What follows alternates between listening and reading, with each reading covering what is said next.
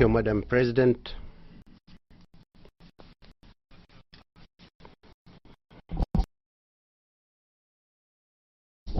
I have followed with great interest the statements made by the distinguished colleagues, members of the Council, and I have noticed that some of these statements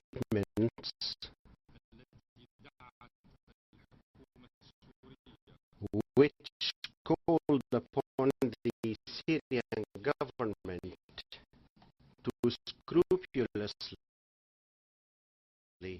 carry out the provisions of the Security Council resolution which has just been adopted,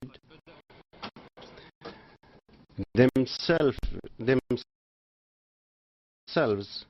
have started to keep away from the provisions of that resolution, using, probably unawares of the term regime in addressing the Syrian government. I studied the report, the resolution, and I have not come across the word regime. There is the word Syrian government.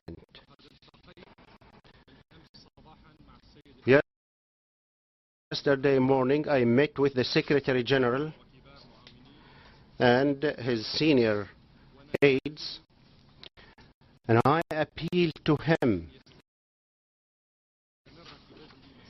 to continue his good offices mandated to him by the Charter and to positively further engage in the undertakings exerted to guarantee the aspired national political solution with Syrian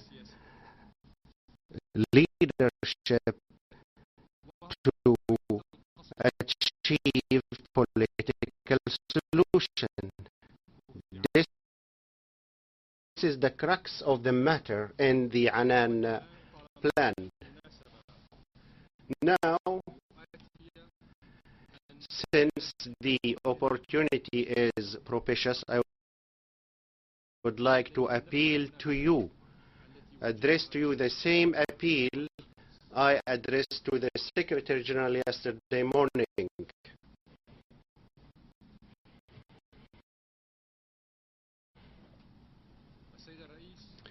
Madam President, since the beginning of the crisis, the Syrian government has been open to any sincere and impartial efforts and initiatives to help it come out of the current crisis, targeting the Syrian government, state and people, preserving its sovereignty without prejudice to its independent national resolution and guaranteeing its stability and security. My country demonstrated considerable cooperation and commitment with the efforts of the UN Special Envoy Kofi Annan, proceeding from its interest in achieving peaceful political solution to the Syrian crisis. The Syrian government has implemented the part relating to its responsibilities in the Annan plan. It continues to furnish the special envoy writtenly and regularly and daily the measures being taken on this score, including the release of a number of the detainees who were not responsible for crimes and the delivery of humanitarian assistance to the affected regions in cooperation with OCHA,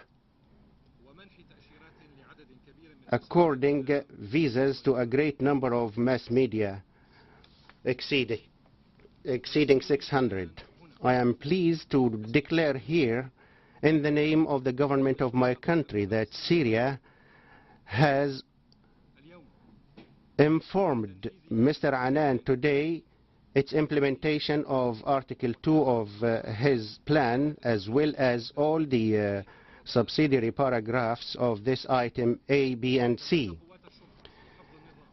The order maintenance forces and the police forces will undertake the maintenance of security, order, and law, and will exercise the utmost degree of restraint. They will be prepared, like your governments and your countries and any state in the world, to carry out their duties in responding to the armed terrorist groups.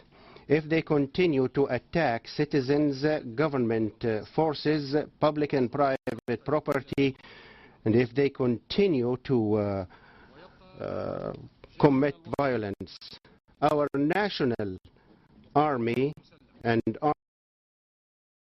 armed forces will remain prepared to defend our territory, our homeland territory and borders against any aggression, safeguarding protection for strategic centers and sites such as ports, airports, international routes, oil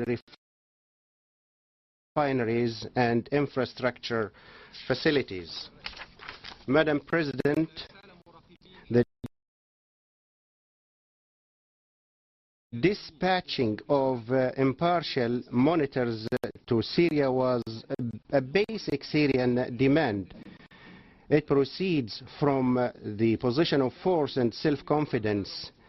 The motive behind that demand is the fact that the world public opinion is well aware of the reality of the situation and monitors the crimes of armed terrorist groups away from political and media misinformation. That Syrian position was initially translated through receiving the team of the Arab League monitors, which submitted objective report documenting the crimes of terrorists against our people and institutions. This pushed the governments of Qatar and Saudi Arabia to withdraw their monitors, which led to the termination of the mission, ignoring in full the report of the mission.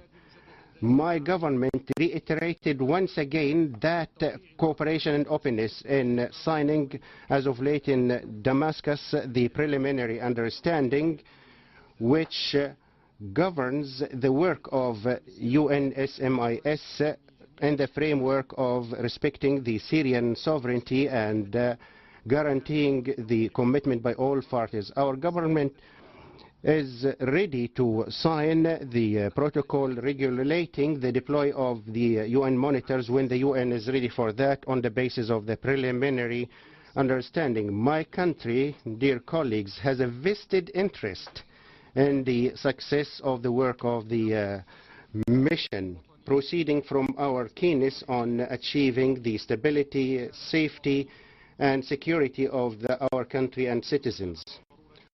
Here we would like to state that those monitors must fulfill their work on the basis of objectivity, impartiality, and professionalism.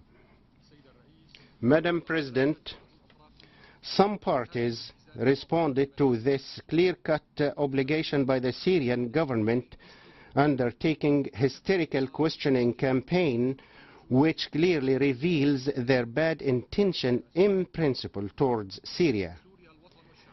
Syria, the homeland and the people, this demonstrates their frustration over the initial return of stability and calm signs to Syria. Armed terrorist groups met that Syrian commitment to the Annan plan with a long series of violations that would undermine the Annan plan. They have escalated their terrorist acts of killing of civilians and the order-preserving forces, the destruction of public and private installations. We provided Mr. Annan and the Secretary General of the United Nations and yourself with periodic and documented information on the total violations perpetrated by the armed groups after the enforcement of the ceasefire on the 12th of this month. These violations have amounted to 593 until yesterday, the 20th of this month. What arouses our grave concern on this score is the continued dubious disregard for the actions of these groups, coinciding with systemic political misinformation campaign demonizing the Syrian authorities and the National Syrian Army, accusing the Syrian state of the crimes perpetrated by these groups through topsy-turvying facts and making no mention of the crimes perpetrated by these groups. All this is designed to bring about the failure of the Annan plan and to hold the Syrian responsibility for that failure with a view to initiating military action on humanitarian pretexts, similar to the mendacious allegations that led to the destruction of the Libyan infrastructure and the assassination of 150,000 civilians at the hands of the NATO forces with Qatari participation. Once again, Syria would like to reiterate its hope that Mr. Annan and the Security Council will address the crisis in a comprehensive manner in terms of the need to exert double forces to achieve commitment by the armed forces and the armed groups and those standing behind them so that violence will cease. Syrian governmental support for the Annan mission is not enough to bring about its success. International, regional, Arab and other groups in word and deed must cease to fund, arm and train the armed groups and desist from encouraging them to continue their terrorist action and to refrain from inciting opposition to reject the comprehensive national dialogue. Some of those who predict the failure of the Annan plan do their best to achieve this ominous prediction. Case in point is the declaration by the Emir of Qatar 2 days after the adoption of Resolution 2042. He stated that the chances of the Annan plan success do not exceed 3%. In addition to creating parallel tracks to the Annan plan that would thwart that plan and disperse the efforts designed to achieve peaceful solution to the crisis, such as those conferences held by a number of states in Tunis, Istanbul and Paris and others, through which alternative plans outside international legitimacy are sanctioned, relating to arming opposition, imposing peaceful solutions and sanctions. They are bragging about tightening these sanctions. Depriving the Syrian people of development and stability constitutes the considerable triumph for they aspire to. A paradox that after the openness of Syria in dealing with the initiative, there is another parallel conference to exacerbate the crisis and to take the solution outside the political frame, and to undermine any positive efforts to stop bloodshedding. I would like to state that the absolute truth which we realize is that we reject internal interference in our internal affairs, and we are keen on protecting the sovereignty of our homeland, pressing ahead with the process of reform and comprehensive national dialogue standing against any form of dependence